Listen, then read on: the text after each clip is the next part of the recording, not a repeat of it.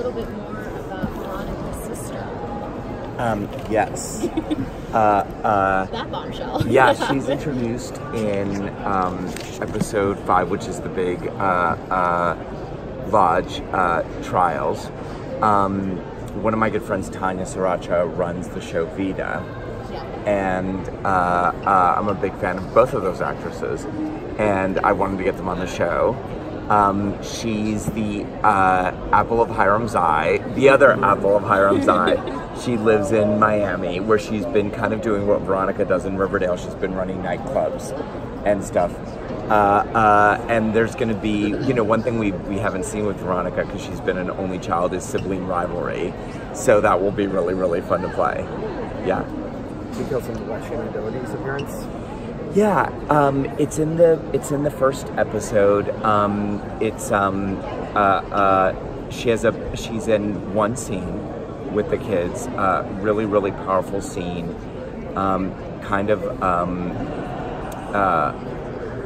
Is there kind of mourning Fred and honoring Fred, but of course, because it's Shannon, it's sort of it becomes about honoring Luke and mourning Luke. She's wonderful in it. One of the things that I thought was really great about the premiere is that it balances being a tribute to Luke and Fred, but also remains an episode of Riverdale. There's some spooky stuff, yeah, some crime stuff. How did you balance that as a writer? Yeah, really good question. We talked about exactly that thing, which was, we said it can't be a normal episode of Riverdale, but there is that little bit of crime story with Archie. We talked about it for that episode for a couple of weeks and figured out just how much of that crime and noir element to add. And knowing that if we added it, it had to sort of be about Archie and his grief and his journey. So it was I'm glad you picked up on that, because we did want it to still be an episode of Riverdale with a little bit of a crime angle to it. For Shannon, did you reach out to her, or did she reach out to you? You know, Luke had actually, and Shannon had been trying to get Shannon on Riverdale for many, many years, and we talked about it, and the timing never worked out, or it was never the right part.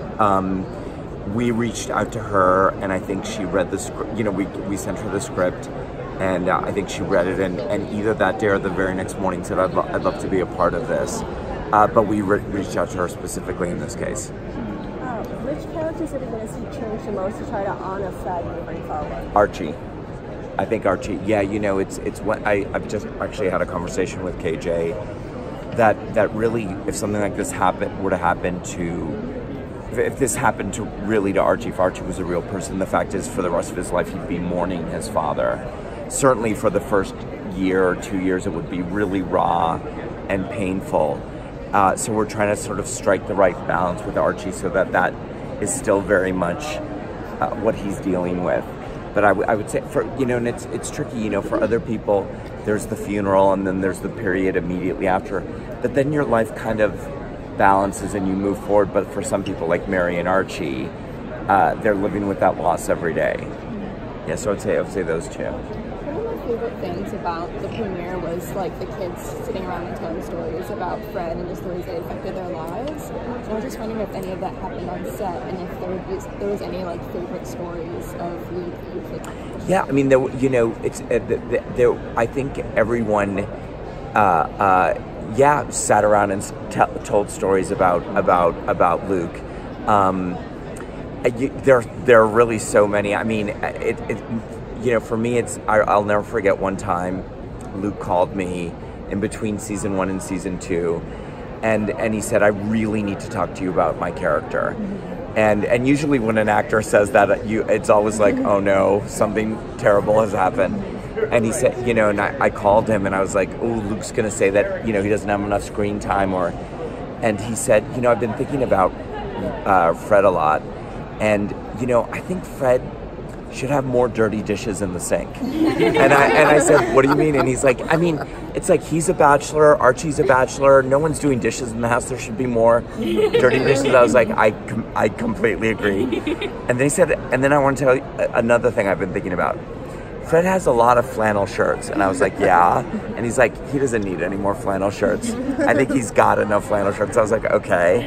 And then the last thing he said was, I want to be hammering more stuff. Like, I want to have a hammer. I want to hammer stuff. And it's funny because in the premiere, we flash back to that one scene from season 1 where he's hammering something.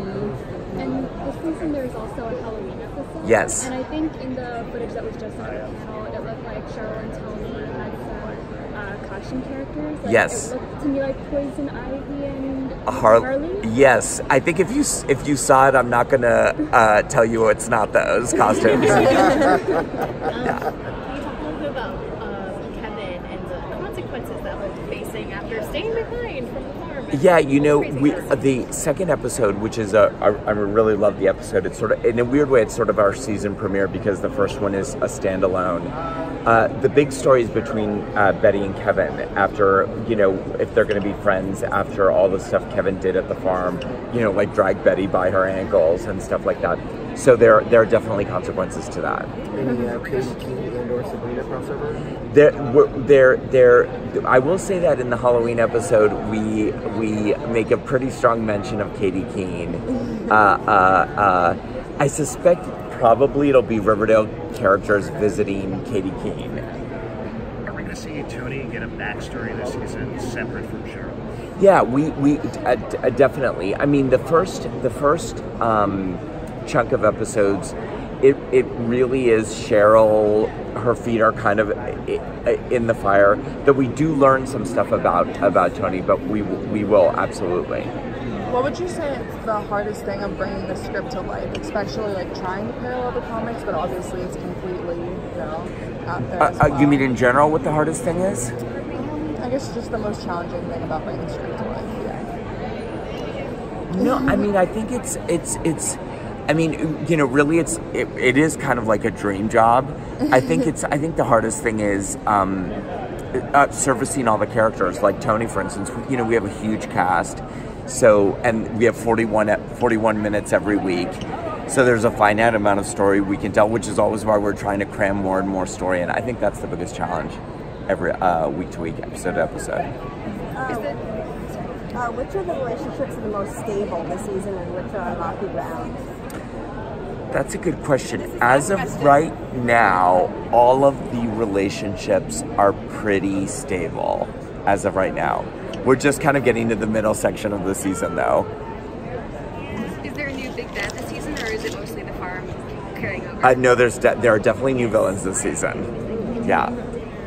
Can you say anything about